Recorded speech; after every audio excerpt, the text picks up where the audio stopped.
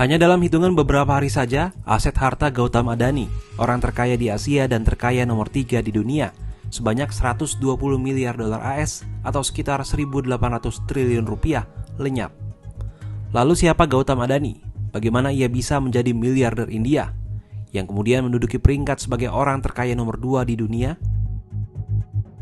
Miliarder India Gautam Adani menempati posisi kedua sebagai orang terkaya di dunia versi indeks miliarder Bloomberg. Ia menggeser posisi pendiri Amazon Jeff Bezos sekaligus menjadi orang Asia yang mendapat peringkat tertinggi dalam daftar orang terkaya Bloomberg sejak indeks ini dibuat. Mengutip Bloomberg, kekayaan Adani yang mencapai 149,6 miliar US dollar jauh berada di bawah Elon Musk yang menempati posisi pertama dengan kekayaan mencapai 260 miliar US dollar. Kekayaannya juga hanya terpaut 19 juta US dollar dari Jeff Bezos.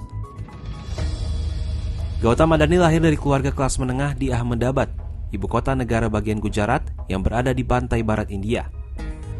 Adani memilih putus kuliah untuk berdagang berlian di Mumbai. Ia kemudian pulang ke kampung halamannya, bergabung dengan saudaranya berbisnis impor plastik. Pada 1980-an ia mendirikan Adani Enterprise yang memperjualbelikan semua barang, dari sepatu hingga ember. Momen sukses Adani dimulai saat pemerintah India mulai membuka ekonominya pada 1990-an. Saat ini mulai bermunculan kelas menengah baru di India yang membutuhkan banyak suplai energi. Adani mencoba peruntungannya dengan berinvestasi di sektor konstruksi, tambang batu bara, hingga merambah ke pelabuhan. Proyek besar pertamanya adalah Pelabuhan Mundra. Saat ini pelabuhan itu merupakan pelabuhan komersial terbesar di India.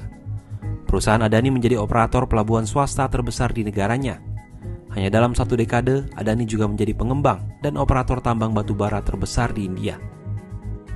Sebagai miliarder India, hidup Adani tak luput dari incaran kejahatan. Tahun 1998, ia pernah diculik kelompok kriminal dan baru dibebaskan setelah menyerahkan uang tebusan senilai jutaan dolar AS. Tak hanya itu, saat Mumbai diguncang serangan teroris di Hotel Taj Mahal Palace tahun 2008, Adani adalah salah satu orang di hotel itu. Saat itu ia tengah menikmati makan saat kelompok militan mengepung hotel dan menyandra banyak orang. Sebanyak 160 orang tewas dalam serangan teror terburuk di India itu. Namun nyawa Adani selamat berkat bersembunyi di lantai bawah tanah hotel bersama ratusan orang lainnya. Adani baru berhasil dievakuasi keesokan paginya oleh aparat keamanan. Ujarnya setiba di Ahmedabad, negara bagian Gujarat, kampung halamannya dengan helikopter pribadinya.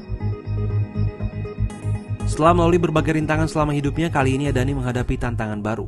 Tepatnya saat awal pekan lalu pada 24 Januari 2023, badai menghantam imperium bisnisnya. Perusahaan riset keuangan dan investasi di New York, Amerika Serikat, Hindenburg Research mengeluarkan laporan berisi tuduhan perusahaan-perusahaan di bawah grup Adani melakukan manipulasi saham secara kurang ajar dan skema penyelewengan pembukuan keuangan selama puluhan tahun. Dalam laporan Hindenburg, disebutkan rekening grup Adani yang berada di luar negeri menggelontorkan transfer uang ke unit-unit perusahaannya sendiri yang tengah menjual saham. Skema ini dilakukan untuk tujuan menggelembungkan harga saham. Hindenburg juga membongkar praktik penjualan saham untuk kemudian dibeli lagi dengan harga lebih murah atau short position di perusahaan-perusahaan Adani melalui surat utang yang diperdagangkan di AS dan instrumen derivatif yang diperjualbelikan di luar India. Hindenburg juga menuduh Adani memanfaatkan kawasan bebas pajak dengan cara melanggar. Selain itu, Hindenburg juga mengangkat masalah utang grup Adani. Sorotan lain ditujukan pada ketidakwajaran dalam bongkar pasang pejabat direktur keuangan atau Chief Financial Officer. Menurut laporan Hindenburg, perusahaan-perusahaan Adani yang tercatat di bursa saham memiliki masalah utang dan pembayarannya. 5 dari 7 perusahaan tersebut dilaporkan memiliki rasio di bawah 1%. Mengindikasikan bahwa 5 perusahaan itu mendekati kondisi tekanan likuiditas jangka pendek.